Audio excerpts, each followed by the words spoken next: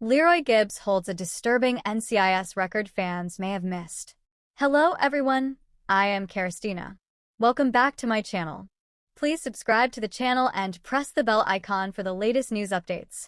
NCIS has been running for just over 20 years now and continues to host a dedicated and consistent audience.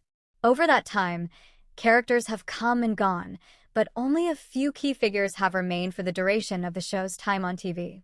It takes great dedication for an actor to spend so much of their time in a specific role, as there is always fear that they may be forever typecast within that genre and character style. However, in portraying this same figure for so long, the actor is also able to build a sense of continuity and history, forming a firm relationship with fans built off of a strong feeling of nostalgia.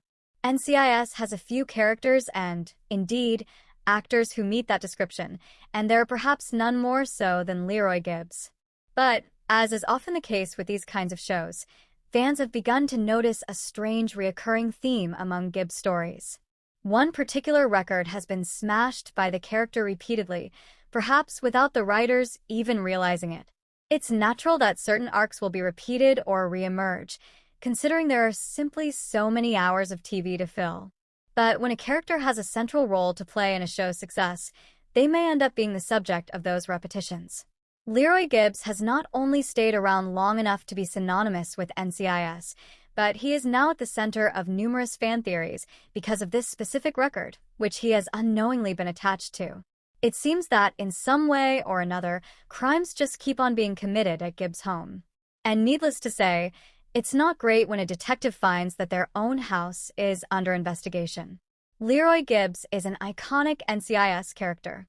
Gibbs was introduced to NCIS audiences in 2003, specifically as part of Season 8 of the show. Portrayed by Mark Harmon, NCIS creator Donald P. Bellisario had previously seen the actor in The West Wing and first cast him in JAG before moving him over to NCIS for the foreseeable future. It was a match made in heaven, and one that made the character a staple of the series even so late in the game. While Harmon might have joined in the 8th season of the show's historic run, he would continue until its 19th. Remaining a consistent part of the show's long and rich tapestry, Harmon made sure that Leroy Gibbs would be remembered forever. Gibbs was pitched as a no-nonsense special agent in charge, a role that Harmon truly made his own. It seemed he'd continue in the role until the end of his career, but the actor seemed finally ready to move on from the show, explore new avenues, and ultimately rest from a grinding schedule. Throughout his time, Gibbs had some memorable storylines and would leave the series in a much better place. His conclusion was a moving one, as he was finally able to accept the deaths of his wife and daughter and found peace in unexpected ways. Leaving his team behind, he broke the law to do the right thing, at least by his own judgment, and was granted mercy by the very men and women he served alongside. It's a moving moment that speaks to the dedication and steadfast will of the character, who is still able to show new shades even in his final moments on screen. As a former U.S. Marine Corps Scout sniper, Gibbs was always a well-respected leader and a dab hand with a firearm, but he learned to delegate and lean on the experiences of his own team, who could, in turn, complement his own skills. He was thus utterly effective in the field, but despite all of these strengths, he seemingly had one weakness: his own home. For despite all the good work he did and the explosive finale the character was given, one particular storyline appeared again and again since Gibbs' first appearance, which suggested he wasn't so good at protecting his own home. Gibbs' home is a crime hotspot. No one in law enforcement wants their own property to become the subject of suspicion, but it seems that this has happened to Leroy Jethro Gibbs constantly throughout his career. From a writer's perspective, it makes complete sense. To center the action on a particular lead character is an easy way to link them to the conflict in a personal capacity, but joining the dots to something that audiences can easily connect them with. It's also a perfect way to isolate the character away from the rest of their team. At home, they're most likely to be alone, adding to the danger. Perhaps it's even more fascinating that crime was so often linked to Gibbs' home, considering his own conclusion and how he, too, technically committed a crime. While this ending was never planned for the character initially, somehow it feels as if there's a sense of foreshadowing, as if the writing team was building to this ending all along. Regardless, by setting so many crimes at Gibbs' house, it gives a chance for the themes of the show to be laid bare, the grays between right and wrong, and the personal toll that the job takes on all those who sign up. Fans have often debated how many crimes have actually taken place in the Gibbs household, and when the first one was really committed. Over the years, people have been shot at, actually hit, or committed various other crimes, all of which have shocked Gibbs.